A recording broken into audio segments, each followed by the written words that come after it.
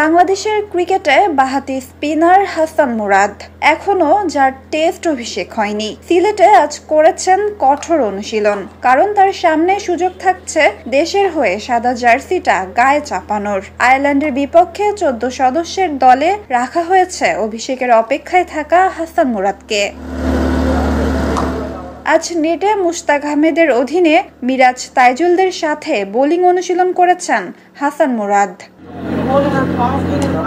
বাংলাদেশ এর আগে টেস্ট খেলেছিল শ্রীলঙ্কার বিপক্ষে। সেই টেস্ট সিরিজে 9টি উইকেট নিয়েছিলেন ডানহাতি স্পিনার নাঈম হাসান।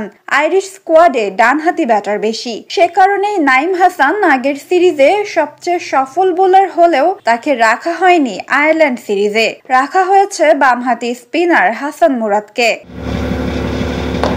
সিরিজের প্রথম টেস্ট শুরু হবে 11 নভেম্বর সিলেটে, আর দ্বিতীয় ও শেষ টেস্ট মাঠে গড়াবে 19 নভেম্বর ঢাকায়।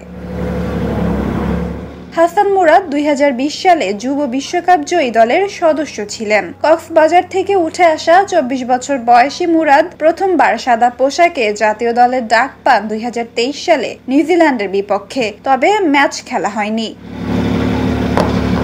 দক্ষিণ আফ্রিকার বিপক্ষে সাকিব আল হাসানের বিদায়ী টেস্ট খেলার কথা থাকলেও সাকিব খেলতে না পারায় সেই জায়গায় আবারও স্কোয়াডে জায়গা পান হাসান মুরাদ। তবে দেশের জার্সি গায়ে মাঠে নামার অপেক্ষাটা দীর্ঘই হচ্ছে এই স্পিনারের। সেই অপেক্ষার অবসান হতে পারে Ireland সিরিজেই।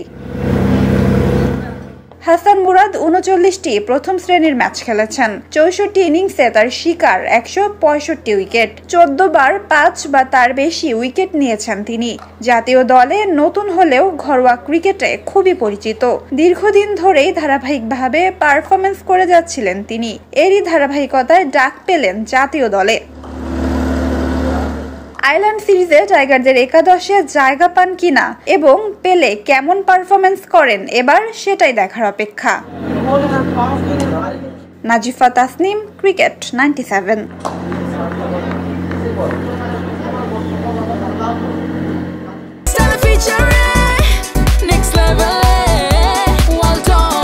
Side by side, free.